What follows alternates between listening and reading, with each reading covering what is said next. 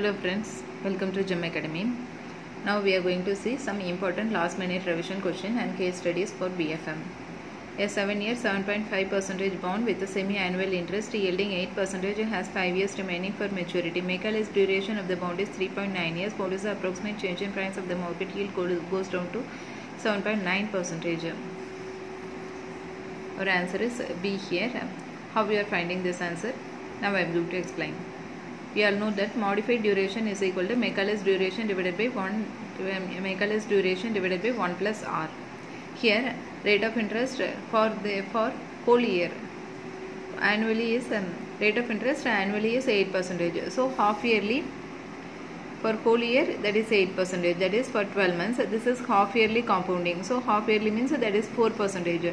So here Mechanics duration that is 3.9 years it's given. Mechanics duration divided by 1 plus R. R is 4%. So by solving this I am getting the value 3.75. Modified duration is 3.75. Difference in yield. First of all the yield is 8% and after that the yield is 7.9%. So altogether by subtracting I am getting the value 0.10. Approximate change in price if market yield goes down is equal to Mechanics duration into difference in yields. What they have asked is what is the approximate change in price? Approximate. So the answer which what we are getting is an approximate. It's not an accurate one. What is the approximate change in price of the market yield goes down to 7.9%. So at the beginning the yield is 8% and after that it reduces to 7.9%. So altogether the difference in the yield is 0.10. So approximate change in price of the market yield goes down. The formula is Mechanics duration divided by difference in yields. 3.75 is our Mechanics duration into difference in yield is 0.10. So 0.375. The yield goes down, the bond price goes up by 0.375. We all know that bond price and the bond price and the yield are inversely related. Here the yield goes down, so automatically the bond price will go up. So here our answer is the yield goes down, the bond price goes up by 0.375. Next one, question number 12. ECGC of India classifies the country into 7 categories. In that B2 indicates what is B2? Moderate risk. It indicates a moderate risk. First one A1. We are categorizing the country into 7 categories. 7 categories. So they are A1, A2, B1, B2, C1, C2 and D. A1, A2, B1, B2. Like this we can remember A1, A2, B1, B2, C1, C2 and also D. A1 is insignificant risk. This is the lowest one, insignificant risk. That is the risk is negligible. Next one is low risk, insignificant, low, moderately low risk, moderate risk, moderately high risk and very high risk. Insignificant, low, moderately low, moderate, moderately high risk and very high risk. These are the categories, 7 categories. So our answer is B2. B2 indicates this one, insignificantly low, very low, moderately low and moderate. B2 is moderate risk. Our next question is, the nominated bank received documents drawn on LC on July 22nd, being Wednesday. What is the last day by which the documents must be examined by the bank to make the payment? So actually the nominated bank has 5 banking days. 5 banking days we have got. So on July 22nd it receives the document and Saturday, Sunday. July 22nd is Wednesday and after that Thursday, Friday, Saturday and Sunday, they both are holidays. So this don't come under the banking days. 22, 23, 24, 25, 26 and after the 27 is Monday and 28 is Tuesday.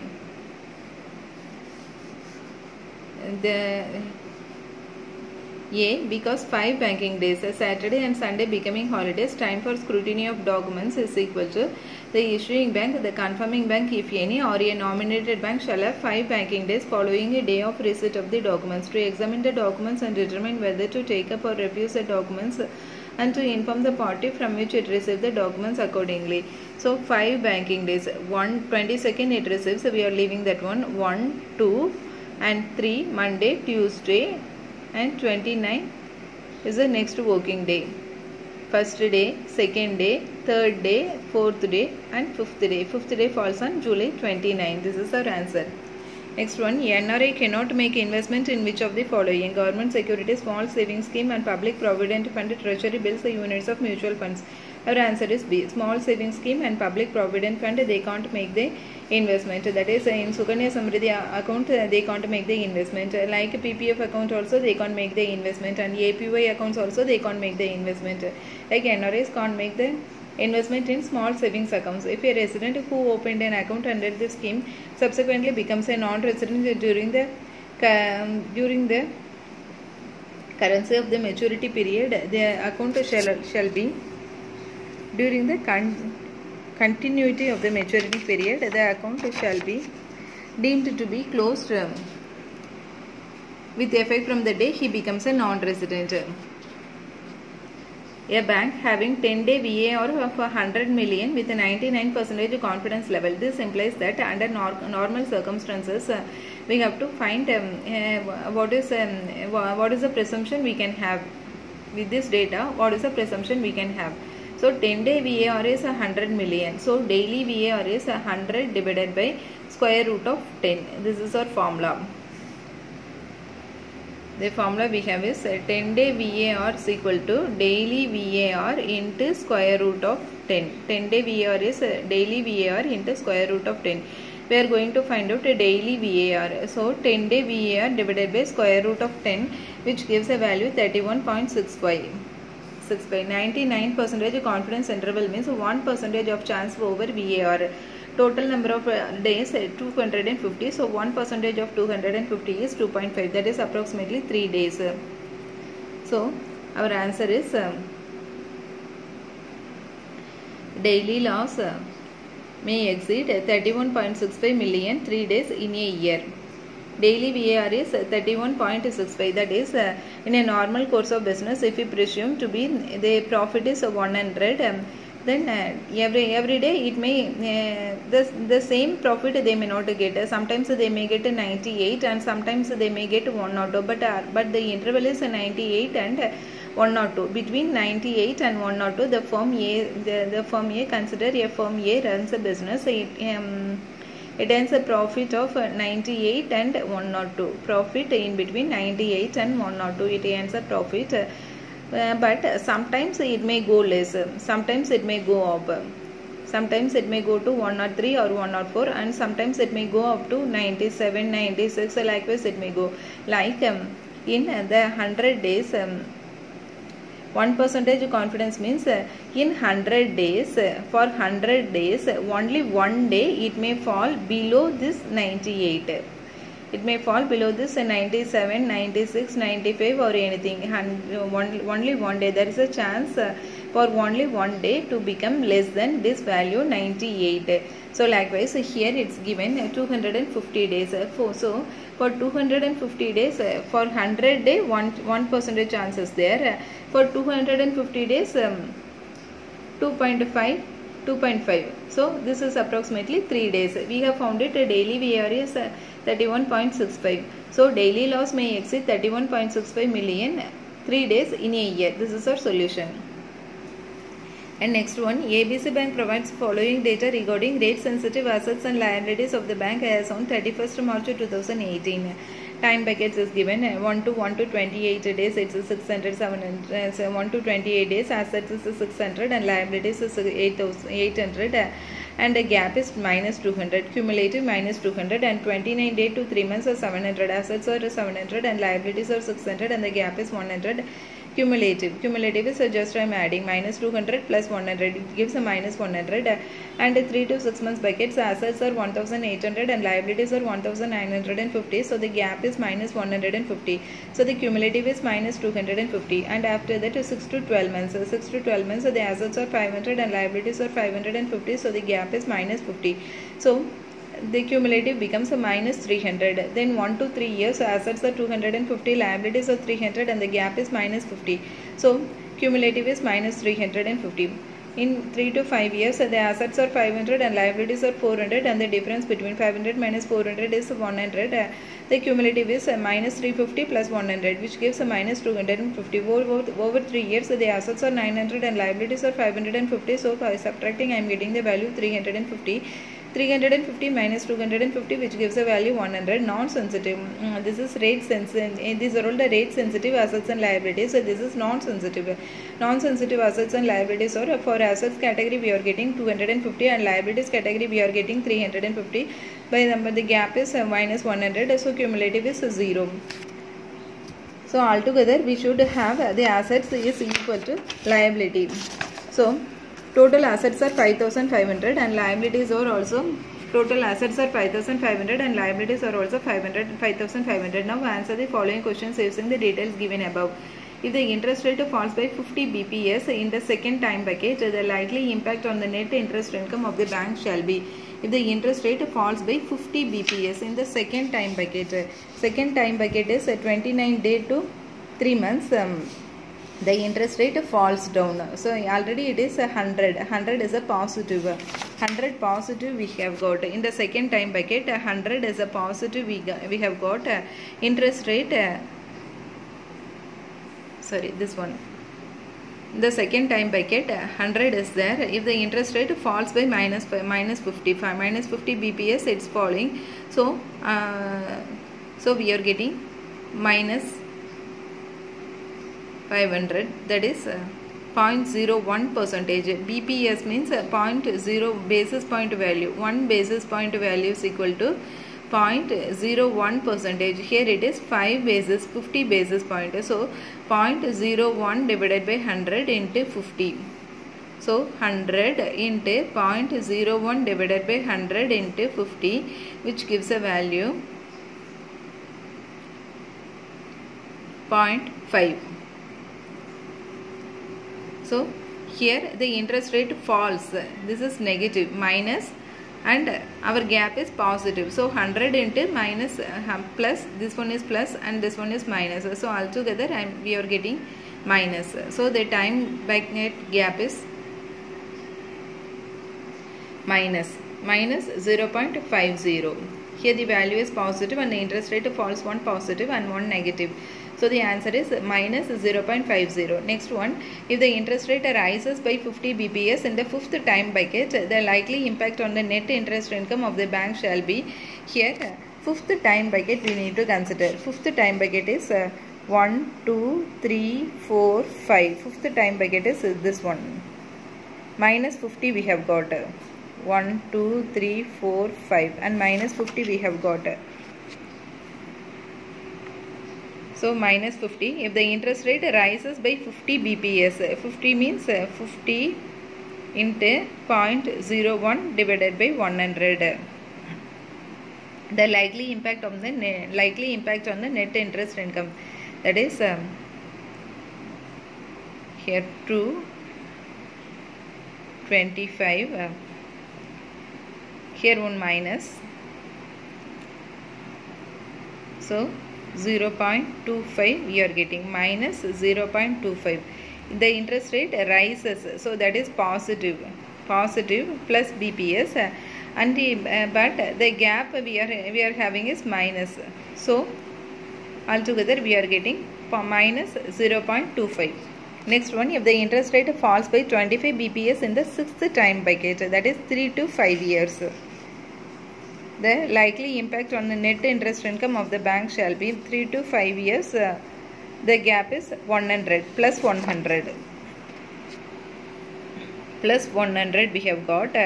And if the interest rate falls means minus 25 into 0.01 divided by 100. Then the value is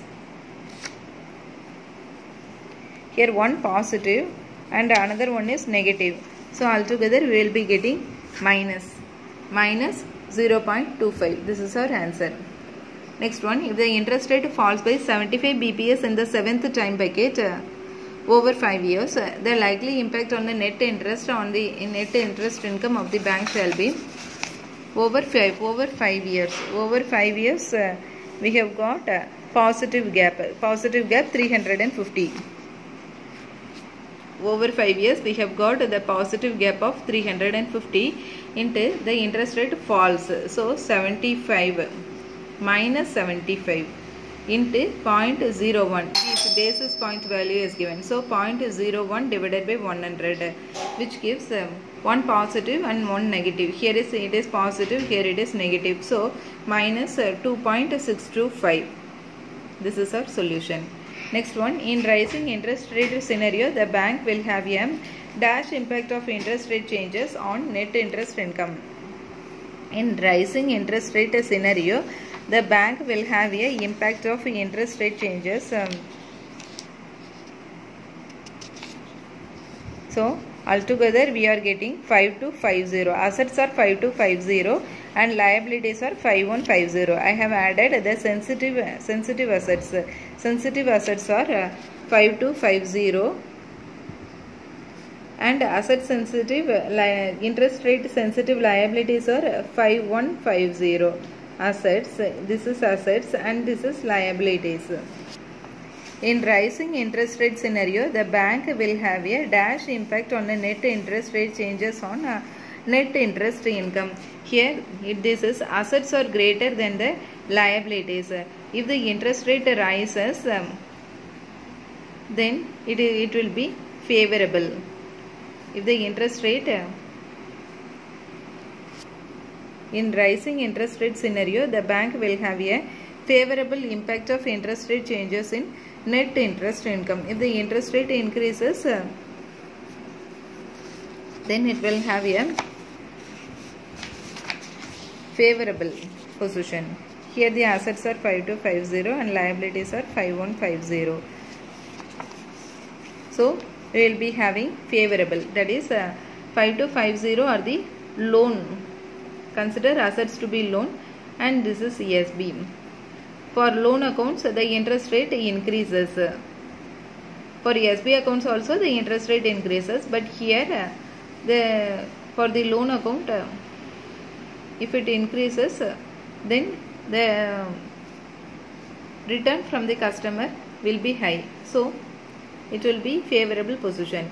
In falling rate interest rate scenario, the bank will have a adverse effect. If the interest rate falls, then it will have an adverse effect on the net interest income. For in our case, the assets are greater than the liabilities.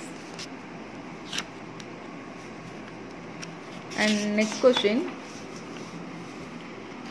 the total rate sensitive assets for the bank is rupees 5250. We have already found it. The total rate sensitive liabilities of the banks is 5150. That also we have already found out. Which of the following is not an instrument in the hands of the RBI to check inflation in our country? Open market operations, special drawing rights, bank rate, cash reserve ratio. Our answer is special drawing rights. Special drawing rights is the answer. By open market operations, the RBI can control the inflation. By bank rate also the RBI can control the inflation. By cash reserve ratio also the RBI can control the inflation. But only thing that's not in the hands of RBI is special drawings rights. And next question.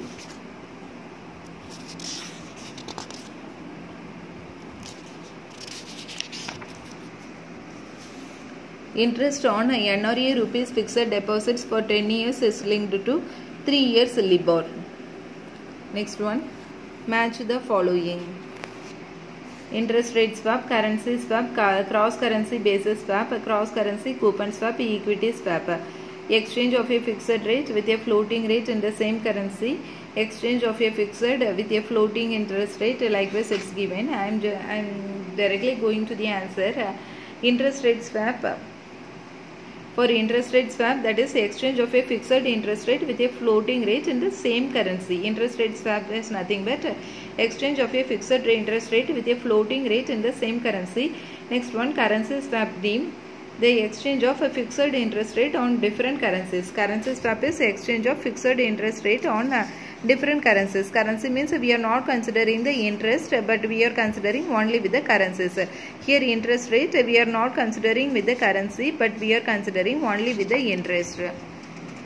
Next one, cross currency basis swap, exchange of floating interest rates on different currencies. Cross currency means different currencies. Next one, cross currency coupon swap, exchange of a fixed with a floating interest rate in different currencies. Equity swap, exchange of a different exchange of the rate of return on an equity for a floating or fixed interest rate.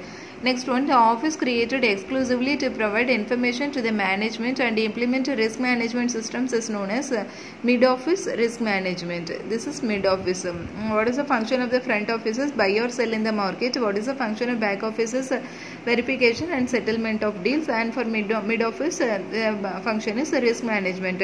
Next one, capital charge computation is a function of which of the following parameters under IRB approach? Our answer is D, that is all the above. Probability of default, capital charge computation of a function of which of the following parameters under IRB approach? Probability of default also we are considering, loss given default also we are considering, and maturity also we are considering. So the answer is D. Next one. Okay. Next one, Basel III case studies. Information relating to capital and reserves of the bank. Equity capital, non-cumulative preference share, PNCP share, general provisions and loss, revaluation reserves, forex transaction, redeemable preference shares, balance of a P&L account, risk-weighted assets and risk-weighted assets. Calculate what is the amount of CET1 capital, common equity tier 1 capital. For common equity tier 1 capital, we have got common equity tier 1 capital. The formula for common equity tier 1 capital is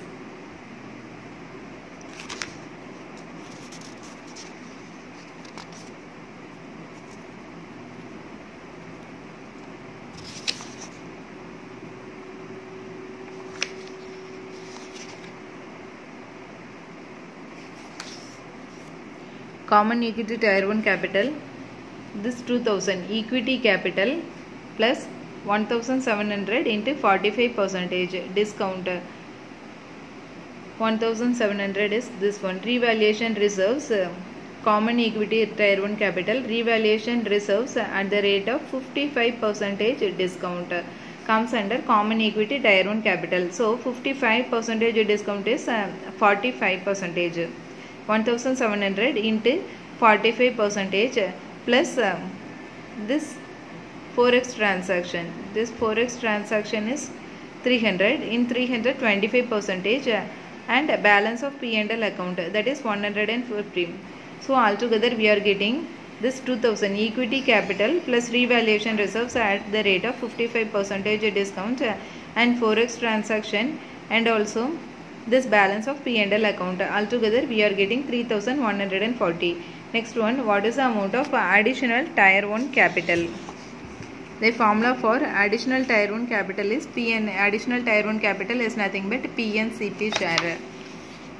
PNCP share, what we have got is 1000. PNCP share is 1000. So AT1 capital is PNCP share, that is 1000. What is tier 1 capital? Tier 1 capital is nothing but say common equity tier 1 capital plus additional tier 1 capital. So 3140 plus 1000. So we are getting 4140. Next one, what is the amount of tier 2 capital? Tier 2 capital is non-cumulative preference shares plus general provisions and losses at 1.25% of risk-weighted assets plus redeemable preference shares. That is non-cumulative preference share is 1500 and general provision and loss of 1.25% of RWA, that is 42,000. In 42,000 1.25%, that is 525 plus 1000. So altogether by adding we are getting 3025. Next one, what is the total capital fund? Total capital fund is nothing but tier 1 capital plus tier 2 capital. So 4140 plus 3025, we are getting 7165.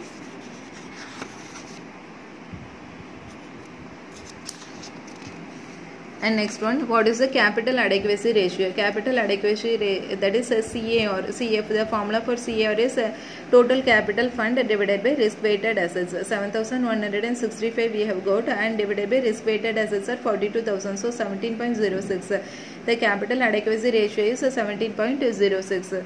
Next one, under Basel III, additional 2.5% capital over and above existing minimum CAR requirement has to be kept for capital conservation buffer.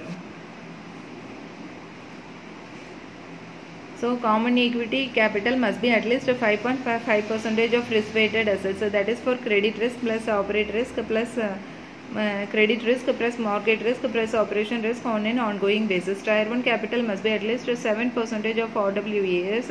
This is really important for theory portion, friends. Tier 1 capital must be at least 7% of RWAs on an ongoing basis. Thus, within the minimum of Tier 1 capital, additional Tier 1 capital can be admitted maximum at 1.5% of RWAs.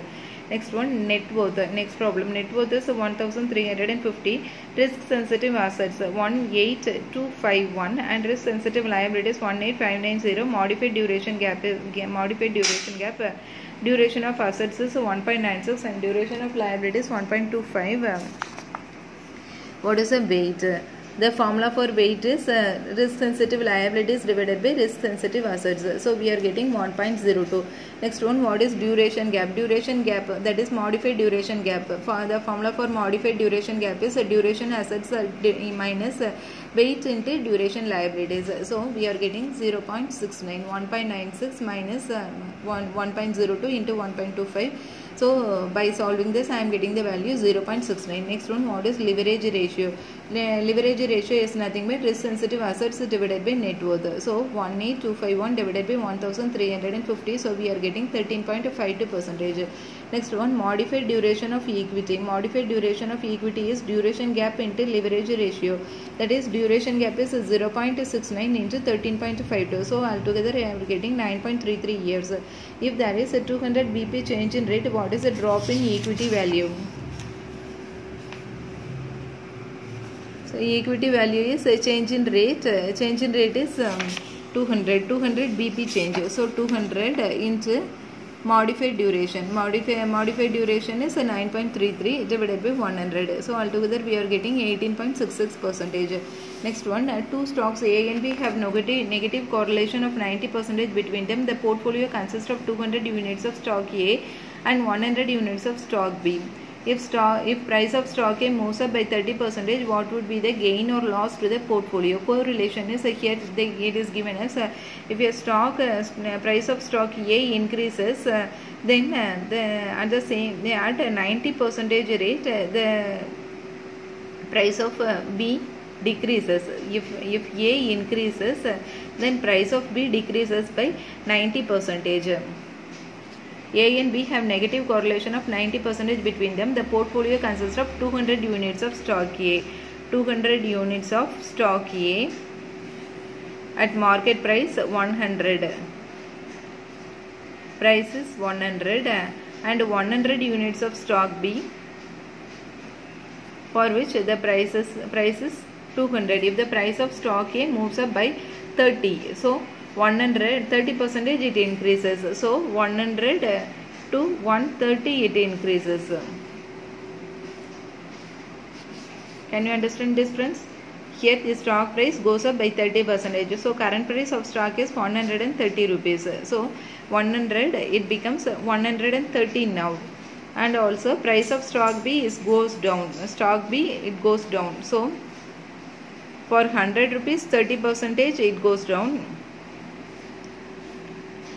And for 90%, here is a reduction of 90%. So 30 into 0.9, altogether 27%. 27% reduction. So 200 into 1 minus 27 by 100. For or else we can have like this. For 100 rupees. The reduction is if the price of stock B before the price reduction, that is 100, then after price reduction it becomes 100 minus 27. So we are getting 73 we are getting for 100. Here it is 200. So 200 means the price is 73 into 2, that is 146. This is the price of stock B. So gain in stock A is 130. 130 it rises. 130 into 200. 200 units we have got. So 130 into 200 minus this one 100 into total number of stocks we have for B is 100, and the sorry friends, gain in stock A is 130 minus 200 minus 100 into 200. So 6000 altogether we are getting in gain in stock A, and loss in stock B. So stock price decreases. Before the decrease it has a value 146. So 146 into 100, and after that it reduces. So altogether we are getting the value minus 5400. So gain in stock A is 6000 and loss in stock B is minus 5400. So 600. Gain is 600. Next one. Answer the following questions based on the financial results of International Bank provided below as on March 31st, 2017. Interest earned is 6 lakhs. Interest paid is 3 lakhs. Income on sale of third party products is 400. Non-interest income is 6000. Profit on sale of fixed assets is 800. Operating expenses 12,000. What is the amount of gross income as per basic indicator approach for operation risk? Gross income. The formula for gross income is net interest income plus net interest and net non-interest income. We have to find net interest income. Net interest income, the formula is interest earned minus interest paid. So 60,000 minus 30,000. We are getting net interest income is 30,000. So gross income is net interest income is 30,000 and net non-interest income is 6,000. So gross income is 36,000. Next one, what is the amount of capital charge for operation risk under basic indicator approach? For basic indicator approach, the capital charge can be founded by gross income into 15%. Gross income we have found it to be 36,000 into 15 by 100. So we are getting 5,400. What is the amount of operating profit? For operating profit we have the formula interest earned plus other non-interest income plus profit on sale of fixed assets plus income of sale of third party products minus interest paid minus operating expenses. This is the formula, friends. So I am just substituting. Interest earned is 60,000, other non-interest income is 6,000, and profit on sale of fixed assets is 800. Income on sale of third party products is 400 minus interest paid is 30,000 minus operating expenses are 12,000. So by solving this I am getting the value 25,200. This is our solution. And next one, what is the amount of risk-weighted assets for operation risk under basic indicator approach for Basel III in India requirement? So risk-weighted assets is a capital charge divided by minimum Basel III CAR, capital adequacy ratio. Capital charge here we have got 5,400 divided by 15%. So risk-weighted assets is 36,000 is the answer. 36,000 is our solution. What is the amount of risk-weighted assets for operation risk under basic indicator approach as per Basel III in India? The formula for risk-weighted assets is a capital charge divided by CAR. That is capital charge is 5,400 and CAR is 15%. So RWA is 36,000. This is our solution. Thank you for watching this video, friends, and hope this will be very much useful for you.